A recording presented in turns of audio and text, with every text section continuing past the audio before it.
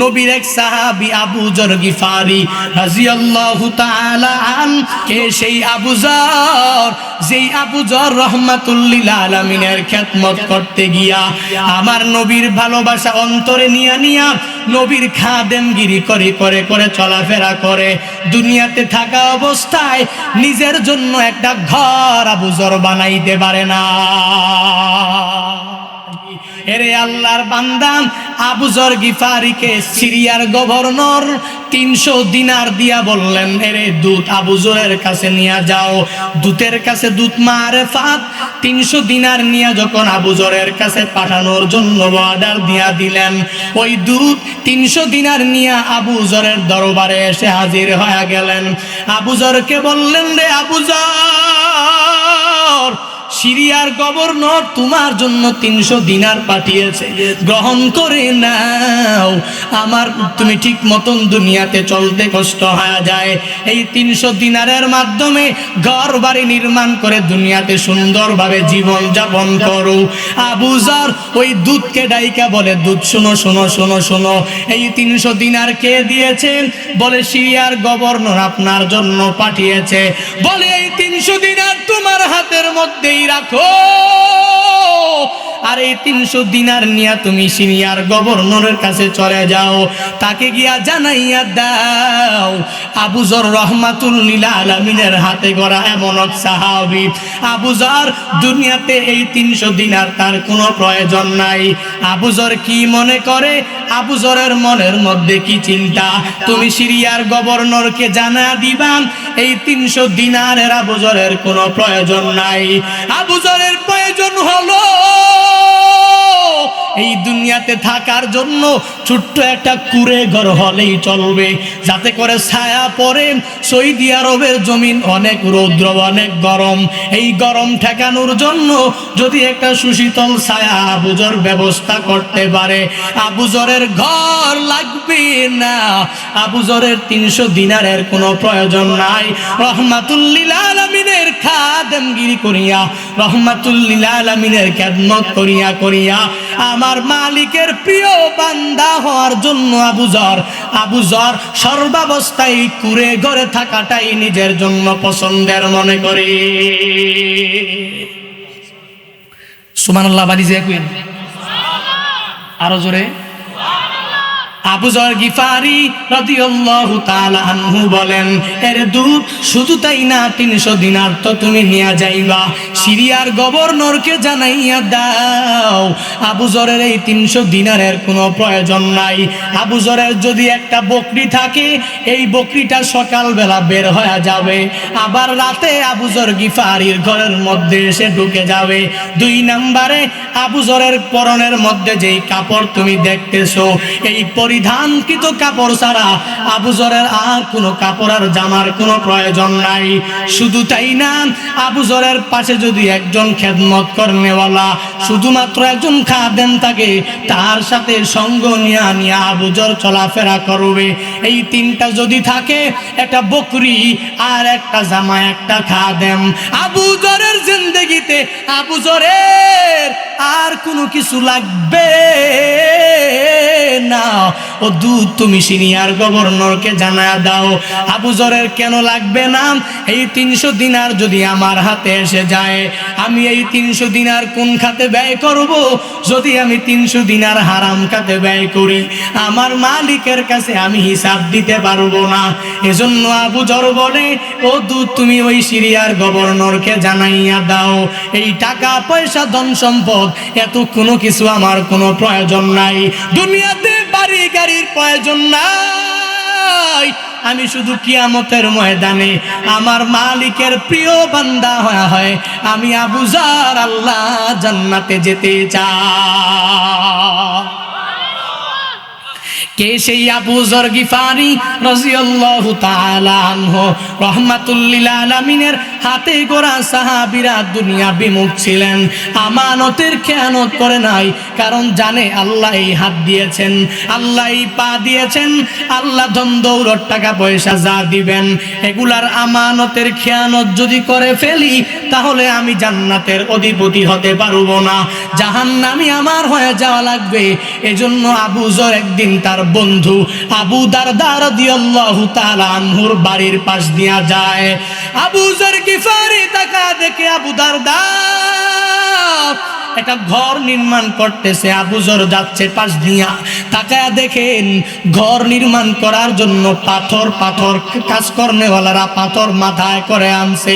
একটা ঘর নির্মীয় বান্দা হওয়ার জন্য এই বাড়ির যতটুকু হয়েছে তার মধ্যেই বাড়িতে পরিসমাপ্তি ঘটায়। নবীর সাহাবী আবু যর নবীর কত পাগল, আল্লাহর প্রিয় বান্দা হওয়ার জন্য আমানতের খেয়ানত হয়ে যাবে এই ভয়ে দুনিয়া বিমুখ থাকে। এরে বান্দা আমিও তো তুমিও তো আজ টাকা পয়সার পিছনেই দৌড়াইলাম, শুধু টাকা লাগবে, শুধু বাড়ি লাগবে, গাড়ি লাগবে, যশ লাগবে, খ্যাতি লাগবে, আমার প্রসিদ্ধি লাগবে, অন্যের চাইতে আমার অনেক বড় হওয়া লাগবে। এরে বান্দা না না, দুনিয়া বিমুখ হয় আখিরাতমুখী হয়ে যাও। এই দুনিয়াতে তুমিও থাকতে পারবা না, আমিও থাকতে পারবো না। এই দুনিয়াটা থাকার জায়গা না, থাকতে তুমি পারবা না, আমি পারবো না। রহমাতুল লিল আলামিনের মতো আমানতদার হয়ে যাও। দুনিয়ার টাকা পয়সার জন্য, দুনিয়ার বাড়ি গাড়ির জন্য সুদ লেনদেন, ঘুষ লেনদেন বাদ দাও। দুনিয়ার টাকা পয়সার জন্য, দুনিয়াতে বাড়ি গাড়ি করার জন্য বান্দা দুনিয়ার মানুষের মনে কত আঘাত দিয়েছো, আমানতের খেয়ানত করেছো। আজকের এই মাহফিল থেকে তালিম নাও, যতদিন বান্দা দুনিয়ায় বাঁচবা আমানতের খেয়ানত করবা না। সর্বাবস্থায় আমানতদার বান্দাদের অন্তর্ভুক্ত হয়ে চলাফেরা করা লাগবে। রহমাতুল লিল আলামিনের মতন পরিপূর্ণ আমানতদার হওয়া লাগবে। আমার নবী নবুয়তের আগে কাফের বেঈমানরা আমার নবীর সাথে ট্যাগ লাগা দিল, আমার নবীর নাম লাগা দিল as-সাদিক, আমার নবীর নাম লাগা দিল আল আমিন। কেন লাগাইল? আমার নবীর মতো বড় আমানতদার কেউ কথা বলেন না কেন? আমার নবীর মতো as-সাদিক, সত্যবাদী আর আমানতদার পৃথিবীতে আর কেউ হবে না, কেউ ছিল না, কেউ থাকবেও না নবীর মতো বড় আমানতদার। আমার নবী কত বড় আমানতদার, এরে আল্লাহর বান্দা ভালো করে শুনে নাও। আমার নবী মসজিদে নববীর দিকে যখন যাবে, মক্কা থেকে মদিনায় যখন আমার নবী হিজরত করে যাবে, তখন নবী মদিনায় যাওয়ার আগে রহমাতুল লিল আলামিনের কাছে আমানতের কোনো কমতি নাই। টাকা পয়সা কাফের বেঈমানরা নবীকে আমানতদার মনে করিয়া নবীর কাছে রেখেছেন, কারণ জানে নবী আমানতের খেয়ানত করবে। কথা বলেন না কেন? আমার নবী বলেন আমি তো মসজিদে নববীর দিকে অর্থাৎ মদিনার দিকে হিজরত করিয়া আমি পয়গম্বর চলে যাব। রহমাতুল লিল আলামিন ওই টাকা পয়সা যে আমানতগুলা কাফের বেঈমানরা রেখেছে, নবী আমানতের খেয়ানত তো করবে না, নবী তাদের কাছে কিভাবে এই আমানত পৌঁছায় দিবে? নবী হযরতে আলী রাদিয়াল্লাহু তাআলা আনহুকে বলে গেলেন, এরে আলী আমার বিছানায় শুয়ে থাকো, আর তোমার কাছে এই আমানতের টাকাগুলো রেখে গেলাম। হে আলী, আমরা সবাই ওই মদিনার দিকে চলে যাব। সবাই যাওয়ার পর এই আমানতের টাকাগুলা কাফের বেঈমানের কাছে দিয়া ও আলী তুমি মদিনার দিকে রওনা হয়ে যাবা, মক্কা থেকে মদিনায় তুমি হিজরত করে ফেলবা। আমার রহমাতুল লিল আলামিন হিজরত করার সময় পারতেন টাকাগুলা নিয়ে হিজরত করতে, কিন্তু না, নবী আমানতের খেয়ানত তো করে নাই। এজন্যই তো আমার নবীর উপাধি লাগা দিল আল আমিন, এজন্যই তো আমার নবীর উপাধি লাগা দিল as-সাদিক, সত্যবাদী, আর আমানতদার ট্যাগ লাগা দিল রহমাতুল লিল আলামিন। উম্মাহকে শিক্ষা দিয়া গেলেন, এরে আমার উম্মতের দল, আমানতের খেয়ানত তোমরা করবা না, আমানতের খেয়ানত করবা না। কেউ আমানত রাখলে তার কাছে আমানত বুঝা দিবা। আল্লাহ আদেশ দিয়া দিলেন আহলের কাছে আমানত পৌঁছায়া দাও। রহমাতুল লিল আলামিন তার আল আমিন উপাধির মাধ্যমে গোটা উম্মাহকে জানায়া দিলেন তোমরা আমানত পরিপূর্ণ আহলের কাছে পৌঁছায়া দাও। যদি আমার নবীর সুন্নাহ অনুযায়ী বান্দা জিন্দেগি গড়ার চেষ্টা করু। আর যদি নিজেকে পরিপূর্ণ সত্যবাদী আমানতদার আর নিজের নামাজ রোজা আর নেক আমলের মাধ্যমে যদি নিজেকে জান্নাতি বানাতে চাও, আজকের এই মাহফিল থেকে তালিম নাও। যতদিন বান্দা দুনিয়ায় বাঁচবা, 1 নম্বরে মিথ্যা বলবা না, 2 নম্বরে আমানতের খেয়ানত করবা না, 3 নম্বরে ওয়াদা করে ওয়াদা খেলাফ করবো না। এই বরকতের মাস এর বান্দা যদি আমলগুলো করার নিয়ত হয়, 2টো হাত আমার মালিককে দেখাইয়া দাও। ওরে দয়ার মালিক, এই ময়দানের দিকে তাকায়া দেখেন আল্লাহ, আপনার কতগুলো আশিকিন জাকিরিন শাকিরিন আপনার বান্দারা ওয়াদা করতেছে রে আল্লাহ, জীবনে আর মিথ্যা বলবে না রে আল্লাহ। আয় আল্লাহ, জীবনে মিথ্যা বলবো না, ওয়াদা করে ওয়াদা ভঙ্গ করব না, আর আমানতের খেয়ানত করব না রে আল্লাহ। ওরে দয়ার মালিক, ময়দানের এই বান্দারা দুহাত তুলে আপনার দরবারে তওবা করতেছে রে আল্লাহ। প্রত্যেকের হাত নবীর উসিলায় আপনি কবুল করে নেন, আমিন। ইন্নাল্লাহা ইয়া'মুরুকুম আন তুআদ্দুল আমানাতি ইলা আহলিহা। আল্লাহ বলেন, এরে আমার বান্দাদের দল, ইন্নাল্লাহা ইয়া'মুরুকুম, নিশ্চয়ই আল্লাহ আদেশ দিয়েছেন বান্দাদেরকে, এরে আমার বান্দাদের দল, আহেলের কাছে প্রাপকের কাছে পরিপূর্ণ আমানত বুঝিয়ে দাও।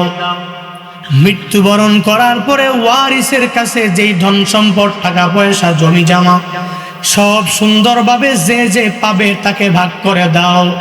আল্লাহ বলেন, 1 নম্বরে আমানতের ব্যাখ্যা হলো মুফাসসিরিনে কেরামগণ জানা দেয়, 1 নম্বরে আমানতের ব্যাখ্যা হলো আমানত তার আহেলের কাছে পৌঁছায়া দেওয়া লাগবে।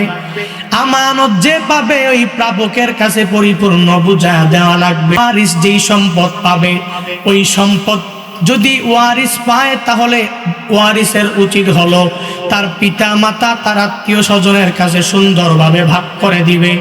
কারণ আহেল যা পাবে তার কাছে তার সম্পদগুলা যদি পৌঁছায় না দেয় তাহলে পরিপূর্ণ আমানতের খেয়ানত হয়ে যাবে। আল্লাহ জানা দিলেন, ইন্নাল্লাহা ইয়া'মুরুকুম আন তুআদ্দুল আমানাতি ইলা আহলিহা।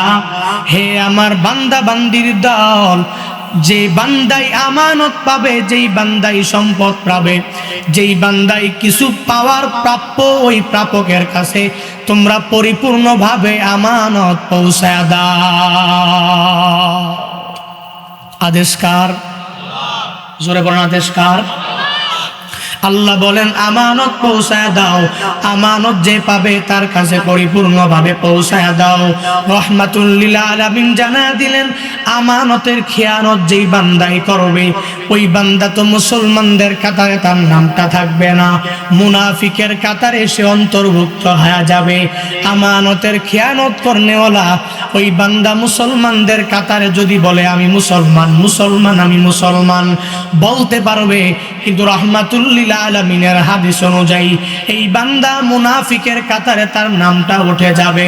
রাহমাতুল লিল আলামিন জানা দেন, সালাসুন মান কুন্না ফীহি কানা মুনাফিকান খালিসা ওয়া মান কানাত ফীহি খাসলাতুম মিনহুন্না কানাত ফীহি খাসলাতুম মিনান নিফাক হাত্তা ইয়াদাহা ইজা হাদ্দাসা কাযাবা ওয়া ইজা ওয়া'আদা আখলাফা ওয়া ইজা উতমিনা খানা। রাহমাতুল লিল আলামিন জানা দেন, উম্মত, আমার উম্মতের মধ্য থেকে আমার ওই উম্মতটা ততক্ষণ পর্যন্ত মুমিনে কামেল থাকতে পারবে, মুসলমান থাকতে পারবে, যতক্ষণ পর্যন্ত এই 3টা স্বভাব বান্দার পরিপূর্ণ মুক্ত থাকতে পারবে। এই 3টা স্বভাব থেকে বান্দা যদি পরিপূর্ণ নিজেকে বাঁচাইয়া রাখতে পারে, ততক্ষণ বান্দা মুমিনে কামেলের খাতায় তার নামটা উঠায়া দিতে পারবে। আর যদি বান্দা এই 3টা স্বভাবের একটা স্বভাব নিয়া সমাজে বিচরণ করে, রাহমাতুল লিল আলামিন 1 নম্বরে জানা দিলেন, 1 নম্বর স্বভাব হলো ইজা হাদ্দাসা কাযাবা, যখন কথা বলে মিথ্যা বলে। আর 2 নম্বরে নবী উম্মাহকে পরিপূর্ণভাবে জানা দিলেন, ওয়া ইজা ওয়াদা আখলাফা, যদি মুসলমানের অন্তর্ভুক্ত ওই বান্দাটা কথায় কথায় মিথ্যা বলে। আর 2 নম্বরে যখন ওই কারো কাছে ওয়াদা করে ওয়াদা ভঙ্গ করে। আর 3 নম্বর রহমাতুল লিল আলামিন উম্মতদেরকে পরিপূর্ণভাবে জানা দিলেন, হেরে আমার উম্মতের দল, এই 3টা স্বভাবের মধ্যে যদি একটা স্বভাব যদি আমার উম্মতের মধ্যে থাকে, ও নিজেকে মুসলমান দাবি করতে পারে, মুসলমানদের কাতারে নাম উঠা দিতে পারে, কিন্তু নবীর কথা অনুযায়ী ওই 3টা স্বভাবের একটা স্বভাব তার ভিতরে থাকার কারণে মুসলমানদের কাতারে নাম থাকবে না, ওই বান্দা মুনাফিকের কাতারে তার নামটা উঠে যাবে।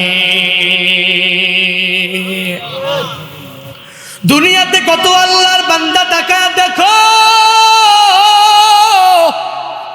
সমাজের মধ্যে ঘুরে ঘুরে নিজেকে মুসলমান দাবি করে, মনে করে আমার মতো পাক্কা মুসলমান বোধহয় কেউ নাই, আমার মালিকের কাছে বোধহয় আমি অনেক প্রিয় বান্দা হয়ে গেলাম, আমার মালিকের কাছে বোধহয় আমি সবচেয়ে বড় ইবাদতকারীর নামটা আমার মালিকের কাছে আমি উঠা নিলাম। এর বান্দা তাহাজ্জুদ পড়ে, ইশরাক পড়ে, আওয়াবিন পড়ে, নেক আমল করে, জিকির করে, তাসবিহ পড়ে, কোরআন তিলাওয়াত করে, আবার মিথ্যা কথাও বাদ দেয় না, ওয়াদা করলে ওয়াদা ভঙ্গ করে, আমানতের খেয়ানত করিয়া করিয়া চলাফেরা করে। এই বান্দা দাবি করতে পারে আমি মুসলমান, কিন্তু পাক্কা মুসলমান বান্দা তো হতে পারবে না। এই বান্দার নামাজ বান্দাকে জান্নাতে পৌঁছাতে পারবে না, এই বান্দার রোজা বান্দাকে জান্নাত পর্যন্ত পৌঁছাতে পারবে না, এই বান্দার জিকির কোরআন তিলাওয়াত বান্দাকে জান্নাত পর্যন্ত পৌঁছাতে পারবে না। কেন পৌঁছাতে পারবে না? কেননা বান্দা মিথ্যা কথার মধ্যে নিমজ্জিত হয়ে যায়, কেননা বান্দা আবার ওয়াদা করে ওয়াদা ভঙ্গ করার মধ্যে নিমজ্জিত হয়ে যায়। এই বান্দা আমানত করে, কেউ আমানত রাখলে বান্দা খেয়ানত করিয়া করিয়া চলাফেরা করে। রহমাতুল লিল আলামিন জানা দে আমার উম্মতের দল, তুমি যদি তোমার নেক আমলের মাধ্যমে জান্নাতি হতে চাও, তুমি যদি তোমার নেক আমলের মাধ্যমে ঈমান নিয়ে কবরে যেতে চাও, 1 নম্বরে মিথ্যা বলা যাবে না, 2 নম্বরে ওয়াদা করে ওয়াদা ভঙ্গ করা যাবে না, 3 নম্বরে আমানত রাখলে খেয়ানত করা যাবে না।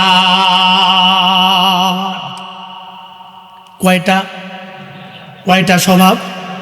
3টা স্বভাব যদি আমি পরিপূর্ণ বাদ দিতে পারি, তাহলে বোধহয় আমার নেক আমল আমার কাছে আসবে, আমার নামাজ রোজা নেক আমলের মাধ্যমে আমি পরিপূর্ণ জান্নাতি হয়ে যেতে পারবো। এর বান্দা পরিপূর্ণ আমানতদার হওয়া লাগবে।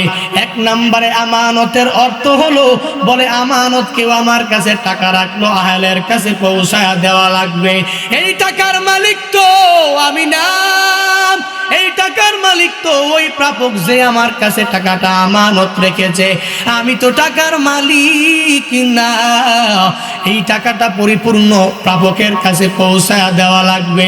1 নম্বরে আমানতের এই অর্থটা বান্দা বোঝা গেল। 2 নম্বরে আমানতের 2 নম্বর ব্যাপক অর্থের মধ্যে 2 নম্বর অর্থ হলো, আমার এই বডি, আমার এই মাথা, আমার এই পা, আমার এই হাত, আমার পুরা বডিটাই আমার মালিকের কাছে আমানত। আমি আমার মাথা দিয়া যদি ভালো ভালো চিন্তা ভাবনা করি, আমার মালিককে নিয়ে গবেষণা না করিয়া মালিকের সৃষ্টি নিয়ে যদি গবেষণা করতে পারি, তাহলে আমার আমানতের খেয়ানত হবে না। আমি যদি হাত দিয়া ভালো ভালো কাজ করি, তাহলে হাত দিয়া ভালো কাজ করার কারণে আমানতের খেয়ানত হবে না। আমি যদি পা দিয়া খারাপ কাজ না করে ভালো ভালো কাজগুলো করি, তখন আমার পায়ের মাধ্যমে ভালো ভালো কাজগুলো করার কারণে আমানতের খেয়ানত হবে না। আমার এই পুরা বডিটাই আমার মালিকের কাছে আমানতদার বডি বলে বিবেচিত হয়ে যাবে। আমি যখন 5 বেলার নামাজ পড়ব, আমি যখন রোজা রাখবো, নেক আমল করব, আমার পুরা বডিটাই আমার মালিকের কাছে আমানতদার বডি হয়ে যাবে। এর বান্দা, দুনিয়াতে আল্লাহ যেই ধন সম্পদ বান্দাকে দেয়, বান্দাকে টাকা পয়সার মালিক বানায়, আল্লাহ বান্দাকে এই আমানত হিসাবে টাকাটা দেয়। এই বান্দা যদি ধন দৌলত পাওয়ার পরে আমার মালিককে ভুলে নামাজ বাদ দিয়া দেয়, এই বান্দা ধন দৌলত পাওয়ার পরে যদি রোজা বাদ দিয়া দেয়, নেক আমল বাদ দিয়া দেয়, দুনিয়াতে ঘুরে ঘুরে তাকাইয়া দেখো, দুনিয়াতে কত আল্লাহর বান্দা টাকাওয়ালা হওয়ার পরে আগে অনেক গরিব ছিল, হঠাৎ করে আল্লাহ তাআলা ধনী বানা দিয়েছে। আগে সকাল বেলার খানা জোগাড় করলে দুপুরে খানা জোগাড় করতে পারত না, অন্যের বাড়ি কাজ করে করে কোন রকম জিন্দেগি চালাইতো। কিন্তু আমার রব, আমার মালিক কোনো এক দুয়ার বরকতে, আগে কোনো সন্তান বাহিরে ছিল না, আল্লাহ দুয়ার বরকতে কারো মাধ্যমে 3টা ছেলে 4টা ছেলে আল্লাহ প্রবাসের জিন্দেগিতে পাঠানোর কারণে এই বান্দাকে আমার আল্লাহ ধন দৌলতের অধিকারী বানিয়েছে। এই বান্দা ধন দৌলত পাওয়ার পরে মনে করে আমার মতো ধনীওয়ালা এলাকায় কেউ নাই, মনে করে আমার মতো টাকাওয়ালা এলাকার মধ্যে কেউ নাই। দুনিয়ার প্রতিবেশীর সাথে আশেপাশের লোকদের দেখলেই আর চোখে তাকায় আসে না। হঠাৎ করে বড় লোক হয়ে গেছ, এর বান্দা আমানতের খেয়ানত করিও না। আল্লাহ এই আমানত বান্দা তোমাকে ধন দৌলত দিয়েছে, আল্লাহ দিয়া দিয়া দিয়া দিয়া বান্দা তোমাকে চেক করে আর পরীক্ষা করে তুমি কি আমানতের খেয়ানত করো, নাকি আমানত পাওয়ার পরেও মাওলাকে না বলে নামাজে দাঁড়াইয়া যাও।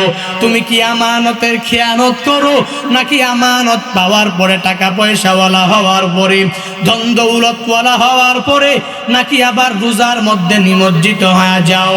এর বান্দা আমার আল্লাহ পরীক্ষা করেন তোমাকে ধন দৌলত দেওয়ার পরে তুমি কি ধন দৌলত পাওয়ার পরে অহংকারী আবার হিংসুক যদি না হয়ে যাও, যদি হয়ে যাও আল্লাহ তোমার ধন দৌলত ছিনা নিবে, তোমার ওই টাকা পয়সার আমানতের খেয়ানত বান্দা পরিপূর্ণ হয়ে যাবে।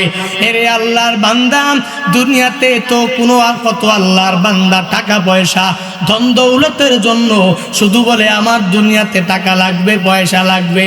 আল্লাহ তো বান্দাকে আমানত হিসাবে এই টাকা পয়সা আল্লাহ সব সময় দেয় না। এমন এক সময় আল্লাহ বান্দাকে রিজিক দিবে, বান্দা বলতে পারবে না। এক সময় আল্লাহ ধনী বানা দিবেন, এই বান্দা গরিব ছিল আল্লাহ এক সময় উঠা দিবে। হায় হতাশ করলে হবে না, আল্লাহর কাছে দুনিয়া চাওয়াও লাগবে না। যদি বান্দা আখিরাত চেয়ে চেয়ে আমানতদার হয়ে চলতে পারে, তাহলে আমার রব, আমার মালিক এই বান্দাকে একদিন না একদিন দুনিয়াতে সম্মানের অধিপতি আল্লাহ বানায়া দিবে। ইয়া এলাহি মিকুনাত শামসু কমার, ইয়া এলাহি মিকুনাত শাজরু হাজার, ইয়া এলাহি মিকুনাত আরদু সামা, ইয়া এলাহি মিকুনাত জাওয়া হাওয়া। সুতরাং এই বডি কার পক্ষ থেকে আমানত? কথা বলেন না কেন? আল্লাহ যে ধন দৌলত দেয়, এই ধন দৌলত টাকা পয়সা আমার মালিকের পক্ষ থেকেই আমানত। এই আমানতের খেয়ানত করা যাবে না। দুনিয়াতে টাকা পয়সা ধন দৌলতের জন্য দুনিয়ার পিছনে ছুটা যাবে না।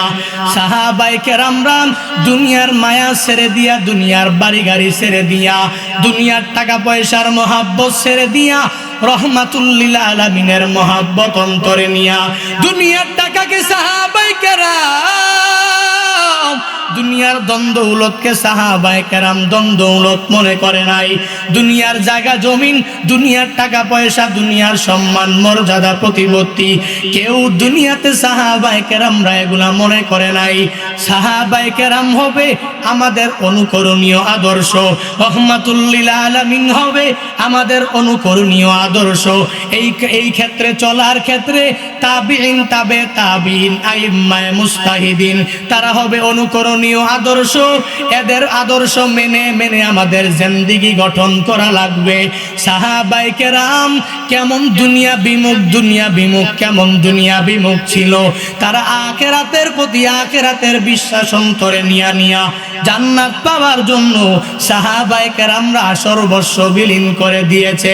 নিজে চলতে পারে নাই, নিজে ঠিক মতন খাওয়া দাওয়া করতে পারে নাই, পাথর বুকের মধ্যে বেঁধেছে, তবুও অন্যের আমানতের মধ্যে হাত দেয় নাই। কারণ মনের মধ্যে চিন্তা, কিয়ামতের ময়দানে আমি জান্নাতি হব নাকি জাহান্নামী হব। যদি জাহান্নামী হয়ে যায়, ওই জাহান্নামের আগুন আমি কশিনকালেও সহ্য করতে পারবো না। আমার মালিকের প্রিয় বান্দা হওয়ার জন্য যেই কাজগুলো আমার করা লাগবে, ওই কাজগুলো আমার করতে হবে। কারণ আমি জান্নাতে যাওয়া লাগবে, আমার নবীর খাঁটি সাহাবী আমার হওয়া লাগবে। নবীর সাহাবী কেমন দুনিয়া বিমুখ। নবীর এক সাহাবী আবু যর গিফারি রাদিয়াল্লাহু তাআলা আন, নবীর এক প্রথিতযশা সাহাবীর নাম। কে সেই আবু যর? যেই আবু যর রাহমাতুল লিল আলামিনের খেদমত করতে গিয়া আমার নবীর ভালোবাসা অন্তরে নিয়া নবীর খাদেমগিরি করে চলাফেরা করে। দুনিয়াতে থাকা অবস্থায় নিজের জন্য একটা ঘর আবু যর বানাইতে পারে না। আমার মালিকের প্রিয় বান্দা হওয়ার জন্য আবু যর, আমার রহমাতুল লিল আলামিনের প্রিয় সাহাবী হওয়ার জন্য আবু যর গিফারি দুনিয়াতে থাকা অবস্থায় ঘর বানাইতে পারে নাই। এরে আল্লাহর বান্দা, আবু যর গিফারিকে সিরিয়ার গভর্নর এক সময় বললেন, সিরিয়ার গভর্নর 300 দিনার দিয়া বললেন, এরে দূত আবু যরের কাছে নিয়ে যাও। দূতের কাছে দূত মারেফাত 300 দিনার নিয়ে যখন আবু যরের কাছে পাঠানোর জন্য অর্ডার দিয়া দিলেন, ওই দূত 300 দিনার নিয়ে আবু যরের দরবারে এসে হাজির হয়ে গেলেন। আবু যরকে বললেন, রে আবু যর, সিরিয়ার গভর্নর তোমার জন্য 300 দিনার পাঠিয়েছে, গ্রহণ করে নাও। আমার তুমি ঠিক মতন দুনিয়াতে চলতে কষ্ট হয়ে যায়, এই 300 দিনারের মাধ্যমে ঘর বাড়ি নির্মাণ করে দুনিয়াতে সুন্দরভাবে জীবন যাপন করো। আবু যর ওই দূতকে ডাইকা বলে, দূত শোনো শোনো শোনো শোনো, এই 300 দিনার কে দিয়েছেন? বলে সিরিয়ার গভর্নর আপনার জন্য পাঠিয়েছে। বলে এই 300 দিনার তোমার হাতের মধ্যেই রাখো,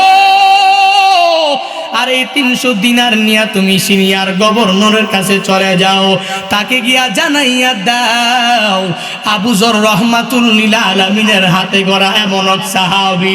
আবু যর দুনিয়াতে এই 300 দিনার তার কোনো প্রয়োজন নাই। আবু যর কি মনে করে, আবু যরের মনের মধ্যে কি চিন্তা, তুমি সিরিয়ার গভর্নরকে জানা দিবা এই 300 দিনারের আবু যরের কোনো প্রয়োজন নাই। আবু যরের প্রয়োজন হলো এই দুনিয়াতে থাকার জন্য ছোট্ট একটা কুঁড়ে ঘর হলেই চলবে, যাতে করে ছায়া পড়ে। সৌদি আরবের জমিন অনেক রৌদ্র, অনেক গরম, এই গরম ঠেকানোর জন্য যদি একটা সুশীতল ছায়া আবু যর ব্যবস্থা করতে পারে, আবু যরের ঘর লাগবে না, আবু যরের 300 দিনারের কোনো প্রয়োজন নাই। রহমাতুল লিল আলামিনের খাদেমগিরি করিয়া, রহমাতুল লিল আলামিনের খেদমত করিয়া আমার মালিকের প্রিয় বান্দা হওয়ার জন্য আবু যর সর্বাবস্থায় কুঁড়ে ঘরে থাকাটাই নিজের জন্য পছন্দের মনে করে। আলহামদুলিল্লাহিল্লাযী খালাকাল ইনসান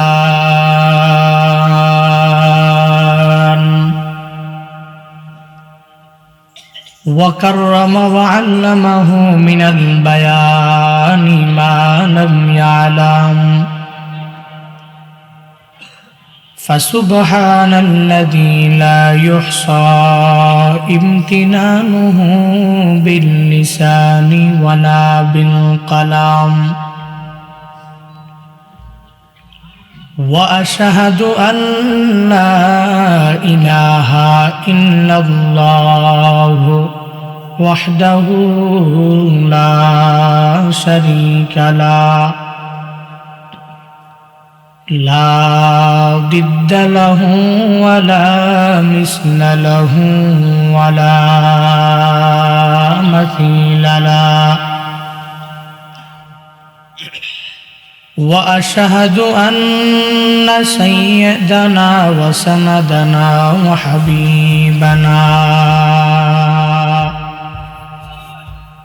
وحبيب ربنا وطبيبنا وطبيب قلوبنا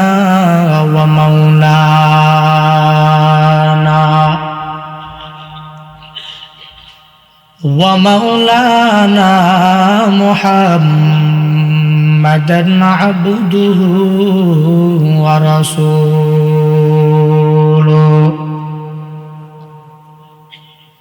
صلى الله تعالى عليه وعلى آله وأصحابه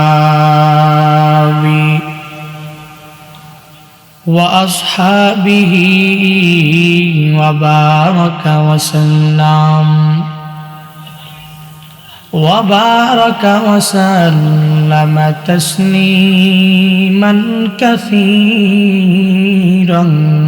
كثيرا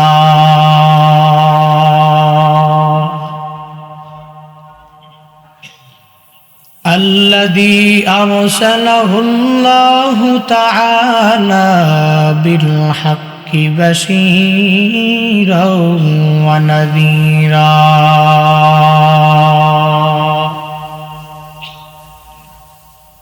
وداعيا إلى الله بإذنه وسراجا منيرا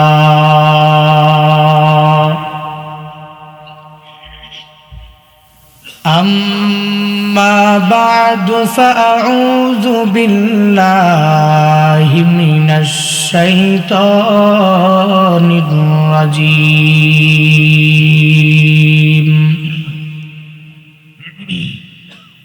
بسم الله الرحمن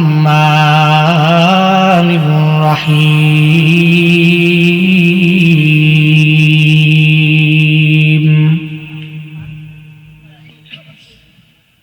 يا أيها الذين آمنوا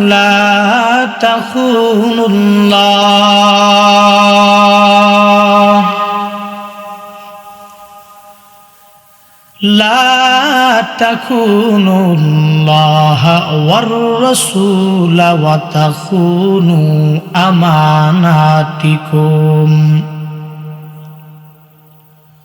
وتخونوا أماناتكم وأنتم تعلمون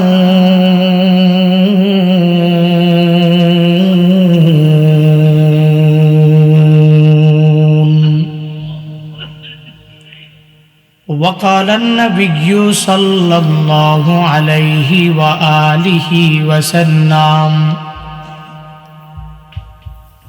ثلاث من كن فيه كان منافقا خالصا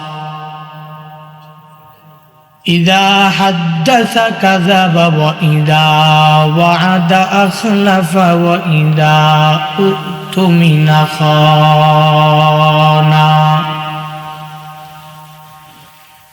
أو كما قال النبي عليه الصلاة والسلام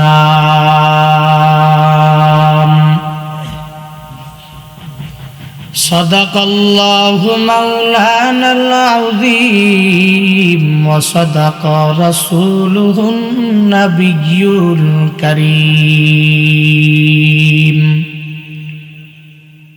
ونحن على ذلك لمن الشاهدين والشاكرين والذاكرين والحمد لله رب العالمين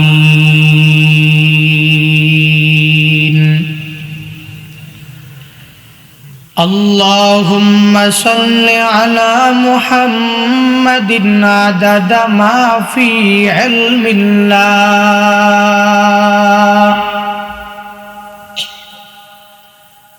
عدد ما في علم الله صلاة دائمة بدوام ملك الله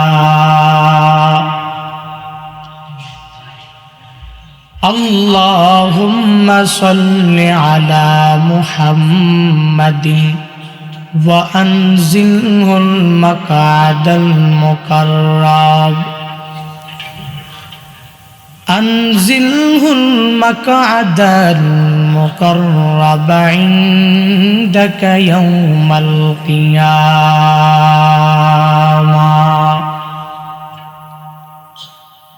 سبحانك لا علم لنا إلا ما علمتنا إنك أنت العليم الحكيم رب اشرح لي صدري ويسر لي أمري واحلل عقدة من لساني يفقه قولي رب زدني علما رب زدني علما رب زدني علما رب يسر ولا تعسر وتمم علينا بالخير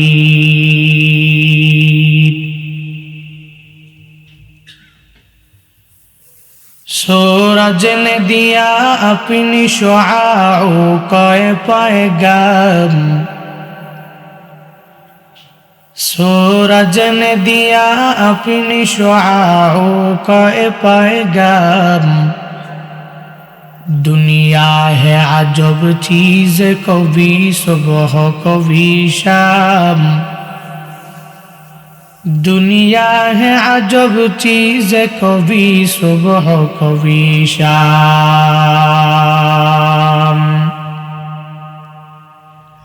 दुनिया में हो दुनिया का तलबगार नहीं हो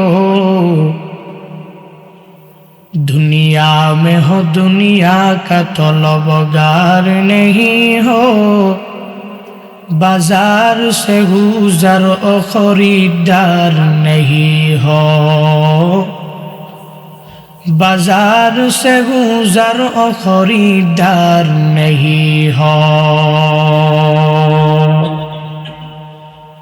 আজকের এই মাহফিলে যারা বয়ান করেছেন সামনে করবেন প্রত্যেকের জন্যই দোয়া করি বারাকাল্লাহু ফি হায়াতিহিম ওয়া ইলমিহিম ওয়া আমালিহিম সকলে বলি আমিন আরো জোরে বলি আমিন এই দোয়া অনেক গুরুত্বপূর্ণ একটা দোয়া এই দোয়ার মর্মবাণী আর ব্যাখ্যা যদি আমি আর আপনি বুঝতাম তাহলে আমিন এত জোরে বলতাম গলা যদি ফাইটাও যাইতো কোনো অসুবিধা হতো না আমি যেই দোয়াটা পড়েছি এই দোয়া শুধুমাত্র কেবলমাত্র কোনো একজন বক্তার জন্য করিনি আমি যেই দোয়া করেছি শুধুমাত্র কেবলমাত্র কোনো শ্রোতার জন্য করিনি শুধুমাত্র মাহফিল কমিটির জন্য করিনি বরং প্রত্যেকের জন্য আমভাবে প্রত্যেক সাধারণ সর্বসাধারণের জন্য বক্তার জন্য সবার জন্য যেই দোয়াটা করেছি তা হলো আল্লাহ তাআলা বক্তা শ্রোতা প্রত্যেকের ইহকালীন জিন্দেগি এবং আখিরাতে কল্যাণ দান করো আরো জোরে বলেন আমিন এর থেকে বড় আর কোনো দোয়া আছে হ্যাঁ এর থেকে বড় তো আর কোনো দোয়া হতে পারে না জীবনে কি চাই আমি most richest people in Chandina or in Kumilla or in Bangladesh. যদি আল্লাহ তাআলা আমাকে আমার উপজেলার অথবা আমার জেলা অথবা এই বাংলাদেশের কয়েকজন ধনীওয়ালাদের মধ্য থেকে একজন ধনী আল্লাহ যদি আমাকে বানায় দেয়, পৃথিবীর কোন মানুষের কাছে আমার হাত পাতা লাগবে না। এক কথায়, যদি আমাকে অনেক বড় ধনীওয়ালা, টাকাওয়ালা, সামর্থ্যওয়ালা বানায় দেয়, আর যদি কিয়ামতের ময়দানে আল্লাহ আমাকে আপনাকে জান্নাতের মেহমান বানায় দেয়, তাহলে পৃথিবীতে আর কোনো কিছু লাগবে আমার? কথা বলে না, কিছু লাগবে আর? দুনিয়াতেও ধনী, কিয়ামতে জান্নাতের মালিক। সুবহানাল্লাহ। আর কি লাগবে আমার? আর কি চাই? এই যে দৌড়াইতেছি, এখানে যাইতেছি, ওখানে যাইতেছি, বিভিন্ন কাজে নিমজ্জিত হচ্ছি, মিথ্যা কথা বলছি, সুদ ঘুষ লেনদেন করতেছি, মন যা চায় তাই করছি, যেখানে মন চায় সেখানেই টাকা আনার জন্য এটা কি হালাল না হারাম সব কোনো যাচাই বাছাই নাই, খাচ্ছি, সন্তানদেরকে খাওয়াচ্ছি, পরিবার চলছে। এক নাগাড়ে শুধু একটাই আশা, কিছু টাকাওয়ালা, কিছু সামর্থ্যওয়ালা হব, ঠিক না? কিছু ধন দৌলতের মালিক হব। তো আল্লাহ যদি আমার এমনিতেই যদি ধনী বানায় দেয়, হায় হতাশ করা ছাড়া, আল্লাহ যদি আমাকে এমনিতেই দুনিয়াতে ধনী বানায় দেয় আর আখিরাতে জান্নাতের মালিক বানায় দেয়, তাহলে আর কিছু লাগবে? মানুষের মনের আশা তো দুইটাই। আজকের মাহফিলে আপনারা এসেছেন কি নিয়ত? তাবারুকের জন্য? বিরিয়ানির জন্য? যাবার সময় 500 টাকা করে পকেটে দিয়া দিবে? হ্যাঁ না। অথচ এই যে সারা দেশব্যাপী দৌড়াচ্ছি, প্রতিদিন নতুন নতুন জেলার সাথে, নতুন নতুন উপজেলার সাথে পরিচয়।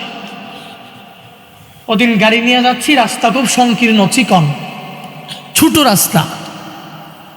মাহফিল কমিটিরা বলছে একটা, কাজে আরেকটা, কোথায় একটা, কাজে আরেকটা। হুজুর স্টেজ পর্যন্তই গাড়ি আসবে, কিন্তু গাড়ি যাইতে অবস্থা টাইট, রাস্তা চিকন, যাচ্ছি, কষ্ট হয়ে যাচ্ছে, বিশাল লং জার্নি করে। একটু পরে হঠাৎ দেখলাম যে বিশাল এক মিছিল আসছে। কিসের মিছিল?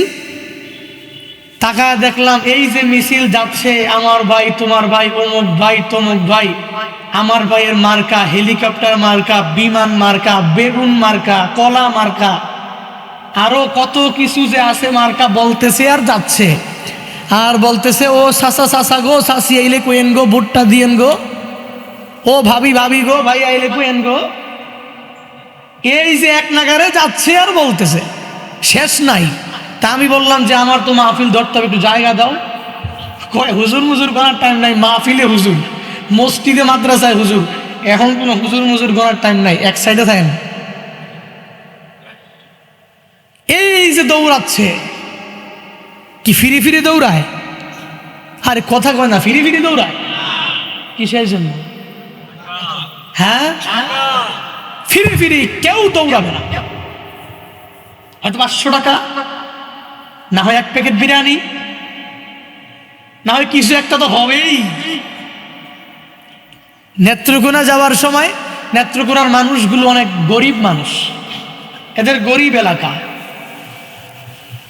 অধিকাংশ জায়গাটাই অনেকটাই পাহাড়ি।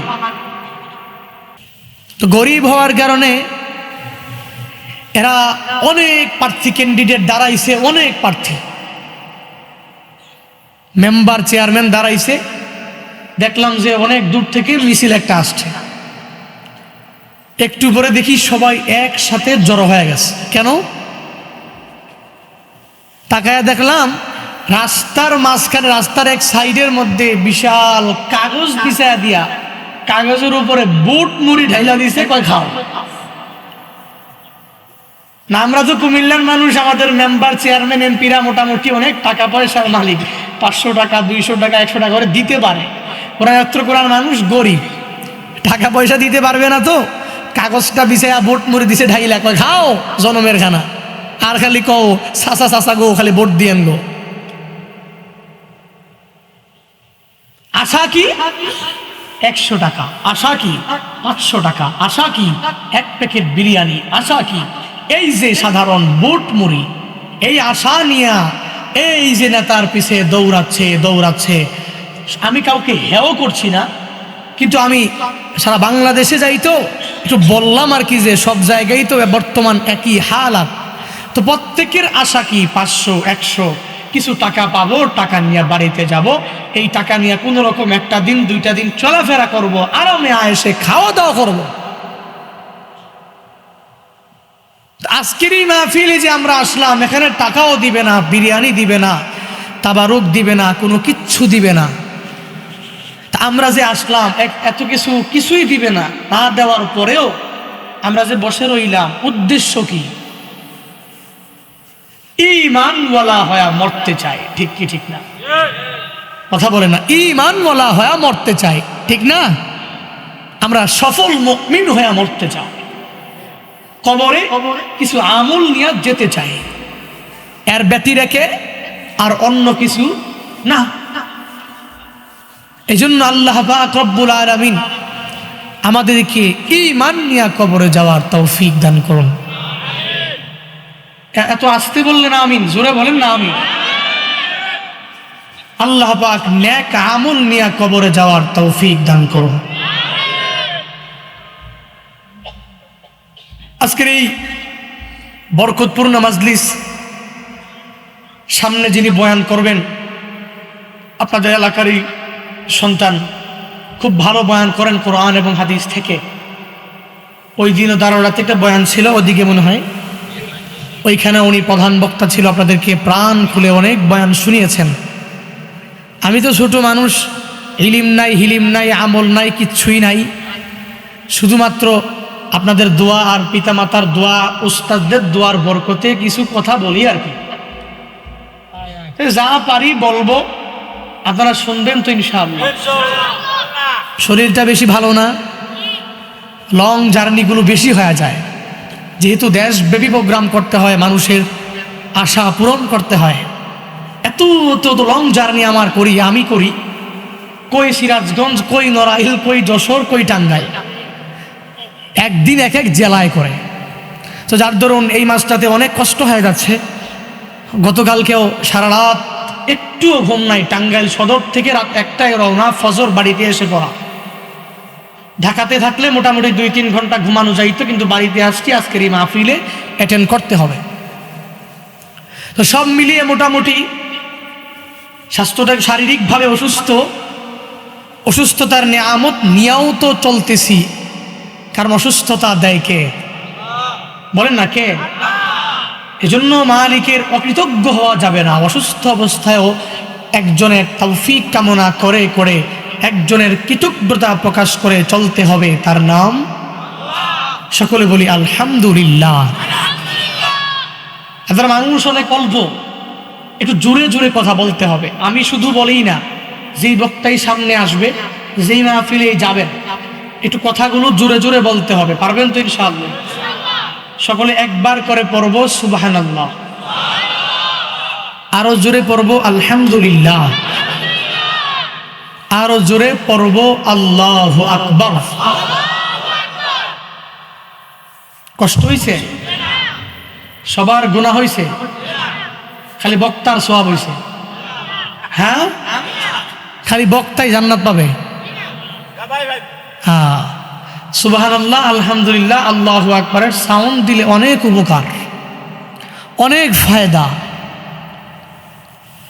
রহমাতুল্লিল আলামিন বলেন, আমার উম্মতের মধ্য থেকে যদি কোনো উম্মত মুখ দিয়া একবার উচ্চারণ করে, একবার যদি পড়ে সুবহানাল্লাহ, একবার যদি পড়ে আলহামদুলিল্লাহ, একবার যদি মুখ দিয়া উচ্চারণ করে আল্লাহু আকবার, আসমান থেকে জমিন পর্যন্ত যত খালি জায়গাগুলো আছে, কোন ধনী আল্লাহওয়ালা বান্দা যদি ওই খালি জায়গাগুলা পিওর খাঁটি স্বর্ণ দিয়া ভরাট করিয়া আল্লাহ রাস্তায় দান করে দেয়, ওই ধনীওয়ালার আমলনামার মধ্যে যেই সওয়াব হবে, একবার সুবহানাল্লাহ বলনেওয়ালা, একবার আলহামদুলিল্লাহ বলনেওয়ালা, একবার আল্লাহু আকবার বলনেওয়ালার আমলনামায় তার সমপরিমাণ সওয়াব আমার আল্লাহ দিয়া দিবে। শুধু তাই না, আমার মদিনাওয়ালা নবী আরো জানা দেয়, আমার উম্মতের মধ্য থেকে কোন উম্মত যদি মুখ দিয়া উচ্চারণ করে, একবার যদি পড়তে পারে সুবহানাল্লাহ, একবার যদি পড়তে পারে আলহামদুলিল্লাহ, একবার যদি মুখ দিয়া উচ্চারণ করে বলতে পারে আল্লাহু আকবার, আমার ওই উম্মতের জন্য, আমার মালিক তার বান্দার জন্য জান্নাতের মধ্যে এমন একটা বৃক্ষ রোপণ করবে, দ্রুতগামী একটা ঘোড়া ওই বৃক্ষের নিচে দিয়ে যদি 400 বছর পর্যন্ত দৌড়ায়, ওই বৃক্ষের ছায়া শেষ করতে পারবে না।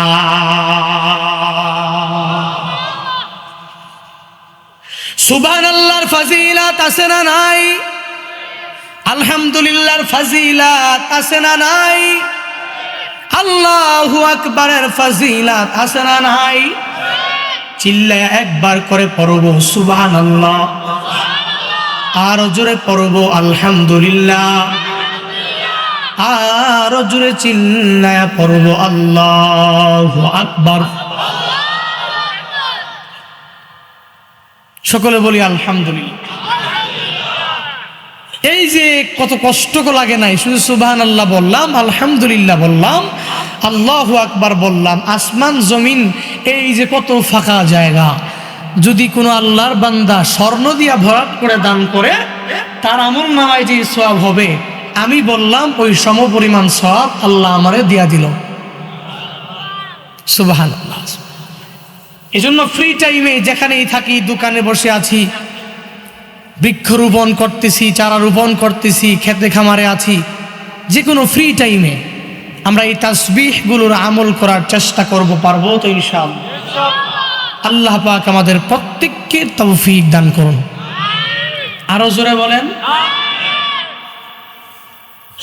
আল্লাহ তাআলা এই তো সুন্দর বডি আমাদেরকে দান করেছেন, এই যে মাথা, হাত, পা দান করেছেন, এগুলো আল্লাহর পক্ষ থেকে আমানত, এগুলোর খেয়ানত করা যাবে না। খেয়ানত কখন হবে?